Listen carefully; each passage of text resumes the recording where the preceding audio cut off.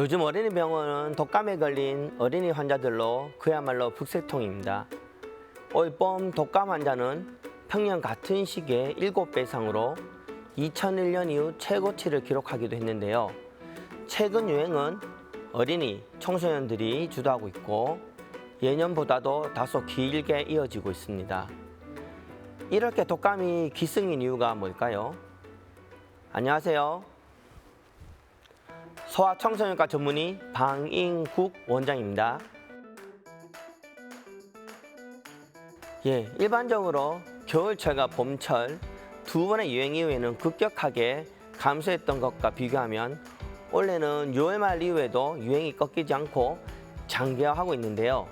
인플루엔자 바이러스는 6.3%로 상대적으로 낮은 발생 비율을 보였지만 최근 5년 사이 같은 기간에는 1% 미만일 때와 비교하면 상대적으로 높은 상황입니다. 독감을 비롯한 이런 호흡기 질환들은 코로나19 팬데믹 기간 동안 비교적 잠잠했습니다. 손 씻기 등 예방 수칙도 예년보다 철저히 지킨 데다가 마스크를 착용하여서 전염을 차단한 덕분이었죠. 그러나 3년여간의 코로나19 방역 정책은 마스크를 벗은 후에 오히려 독감과 일반 감기 등 호흡기 질환의 유행을 많이 키우게 됐습니다. 이전에 비했을 때 바이러스에 노출될 기회가 줄어들면서 면역력이 떨어졌다는 지적이 나오는데요. 여기에 지난 동절기 코로나19 독감 백신 접종으로 생겼던 면역이 거의 사라졌다는 분석이 나오고 있습니다. 또 최근엔 폭염과 폭우가 동시다발적으로 나타나면서 실내 생활이 늘어 감염병이 전파되기 좋은 환경이 조성됐다는 것도 확산세에 영향을 준 것으로 보입니다.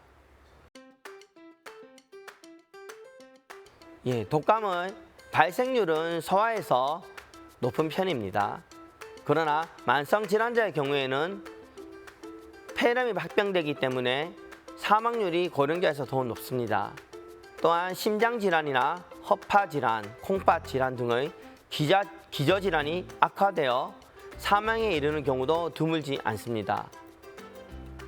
주의할 만한 소아의 합병증으로는 독감 증상이 좋아질 무렵에 갑자기 구토나 흥분 상태가 나타나면서 경련과 같은 중증의 내장의 증상이 나타나게 되는데 심하면 사망하는 경우도 있습니다. 이를 라이 증후군이라고 하는데요. 이는 아스피린 복용과 관련이 있다고 알려져 있습니다. 그래서 소아에서는 감기 증상이 있을 때 아스피린을 함부로 먹이면 안 됩니다. 이 밖에도 중염이나 크루과 같은 합병증이 생길 수도 있습니다. 대부분의 중증의 소견을 보이지 않으며 고위험군이 아닌 경우에는 안정, 수분 섭취, 증상에 따른 해열 진통제만으로도 충분히 호전을 기대할 수 있습니다.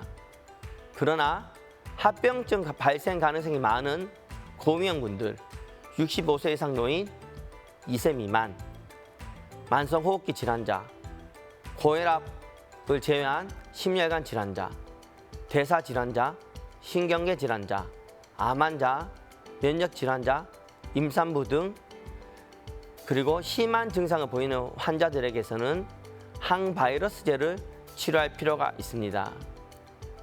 항바이러스제를 투여 시에는 증상 발생 수일 후에 투여를 시작해도 효과는 있지만 최대 효과를 얻기 위해서는 균의 증식과 배출이 절정에 도달하기 전인 증상 발생 48시간 이내에 투여하는 것이 좋습니다. 항바이러스제의 일반적인 투여 기간은 5일이지만 중증이나 합병증이 발생된 경우에는 그 기간을 연장하여 혹은 고용량을 투여하여야 하는 경우도 있습니다.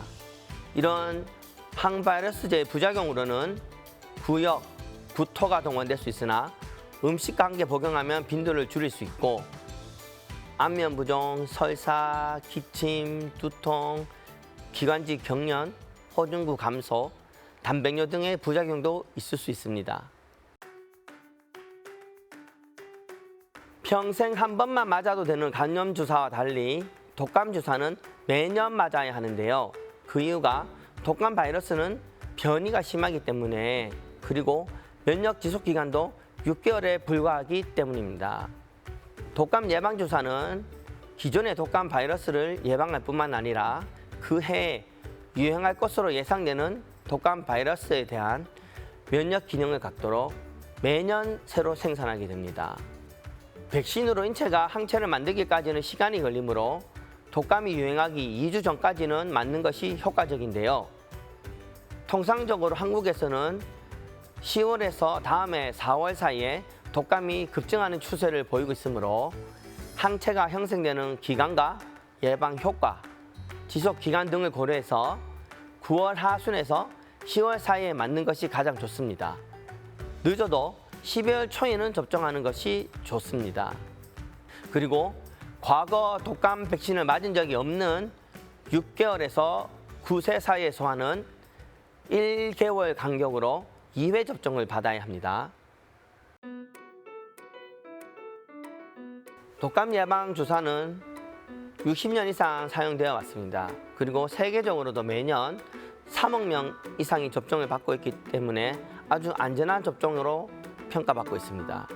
그렇지만 간간히 접종 부위에 동통이나 발적 같은 국소 반응이 나타날 수 있고 비특이적으로 발열, 오한, 근육통 같은 전신 반응도 있는데요. 아주 드물게 전신 아나필락시스 반응이 나타날 수 있습니다. 이는 백신의 성분 중에 계란 단백질에 의한 것으로 의심되는 경우가 대부분인데요. 이 때문에 계란에 대해 중증 알레르기가 있는 사람은 인플루엔자 백신을 접종 시 주의해야 합니다. 그리고 6개월 이하의 소아나 인플루엔자 접종 후 중증 알레르기 반응력이 있거나 중증도 이상의 급성 질환을 앓고 있는 사람은 백신 접종을 연기하는 것이 좋습니다. 현재 열이 있는 사람은 열이 내린 후에 백신을 접종받으면 되는데요. 단순한 감기에 걸렸다고 백신을 접종하는 것은 문제가 되지 않습니다. 그리고 임신 중이거나 수유 중이어도 접종은 가능합니다. 독감 백신은 예방할 수 있는 인플루엔자 바이러스 종류와 개수에 따라서 3가 백신과 4가 백신으로 구분을 하는데요. 3가 백신은 A형 바이러스 2가지, B형 바이러스 1가지를 접종을 하고요. 4가 백신은 A형 바이러스, B형 바이러스를 각각 2가지씩 예방할 수 있습니다. 불과 2년 전까지만 해도 무료 접종은 3가, 유료 접종은 3가, 4가 2가지가 다 있어서 차이가 있었으나 현재는 4가 접종으로 통일이 되었습니다.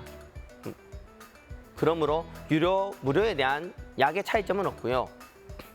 정부에서 접종비를 지원해주는 대상은 무료 접종, 그 외 분들은 유료로 접종하게 됩니다. 매년 접종 기간과 그 대상은 변경될 수 있으므로 질병관리청 사이트를 방문하여 확인 후에 의료기관을 방문하여 접종해 주시길 바랍니다. 바이러스 감염 여부는 개인별 방어력이나 급격한 체온 변동, 체력 소모에 따라 차이가 있기 때문에 특히 면역력이 떨어지는 겨울에는 영양가가 있는 음식과 비타민C가 풍부한 과일을 잘 챙겨 먹고 적당한 운동을 통해 체력을 기르는 것이 독감 예방에 도움이 됩니다. 그리고 귀가 후 손발을 씻고 양치를 하는 등 감기 예방을 위한 개인의 위생관리도 철저히 하는 것이 좋습니다.